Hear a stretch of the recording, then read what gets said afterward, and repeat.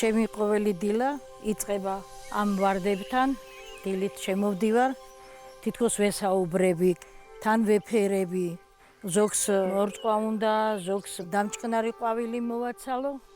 მიწევს მთელი დღე ყვავილებთან ყოფნა.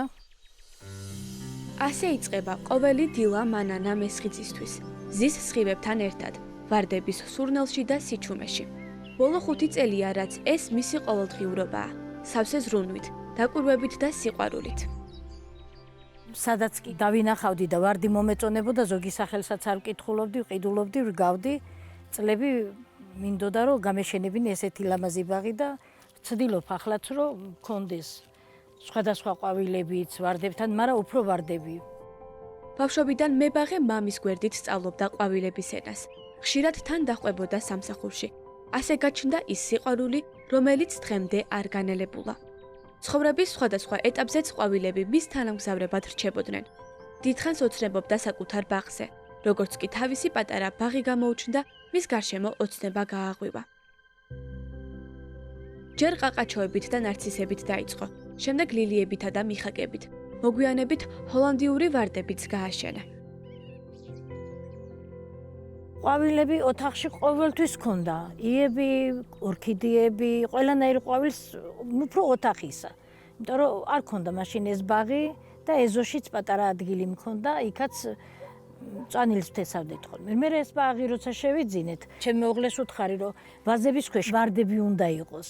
ვარდს რა დაავადებაც უჩნდება, ის დაავადება აქვს ყურძენს და ყურძენს მაღლა ხეივანს ვარს ვერ შეამჩნევდა, ვარც ემჩნევა. ამიტომ ყოველთვის არის, სადაც ვაზია, ვარდიც არის იქ, 1-2 ძირი მაინც უნდა იყოს. და ცოტა დავდგეთ, მე ცოტა უკვე რომ დავიწყე დაკალმება, გაყიდვა, ცოტა სიტუაცია მოეწონა და შიგნითაც გადავინაცვლე, უკვე ხეებში გადავედით, იქითაც ვრგავთ. ბოლო 2 წელია, რაც საკოლექციო ვარდების შეგროვება შეუდგა. ისეთ ჯიშებს რგავს, რომლებიც უნიკალურია და სხვადასხვა ფერსა და სურნელს ატარებს. ეს არის იაპონური მიაბი, ძალიან ლამაზი ვარდია, იშლება ყავისფერში, კოკორში ყავისფერია, შემდეგ გული აქვს ყავისფერი და გარედან უკვე სხვა ფერი ხდება და საბოლოოდ აი ასეთი ლამაზი ბუტონით არის, მე უკვე ფერი შეცვლილი. აი არის გამორჩეული კიდე ეს Black Magic-ი. სანამ გაიშლება აქვს კოკორი შავი, იტყვი აი შავი ბარხატივით არის და მე შემდეგ ცოტა ფერს იცვლის, მაგრამ არის ძალიან ლამაზი ბუკეტი არის, აი ერთი ტოტი. შეხედეთ რამოდენა ვარდია და რამდენი ბუტონი აქვს ზედ. ეს ვარდი შარშან შევნიშნეთ მწვანე გულით, ქვია Green Iceland-ი. აქ არაფერი იზრდება უბრალოდ. ყოველი ვარდის ყვავილობა მისი შრომის შედეგია.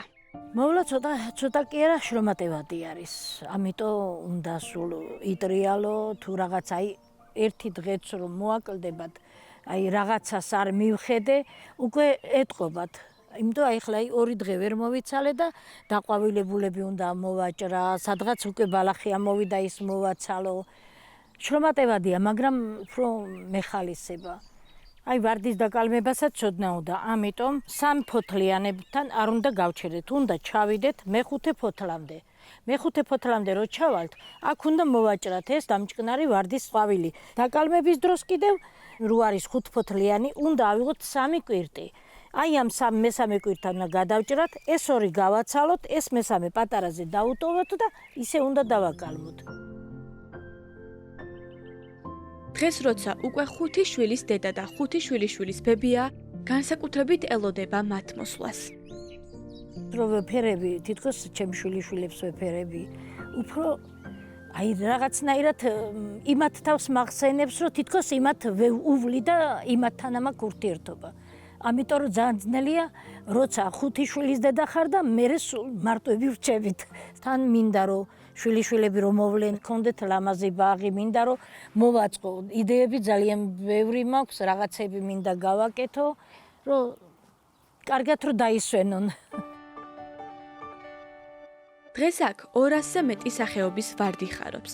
თითოეული განსხვავებული, უნიკალური და ფერადია.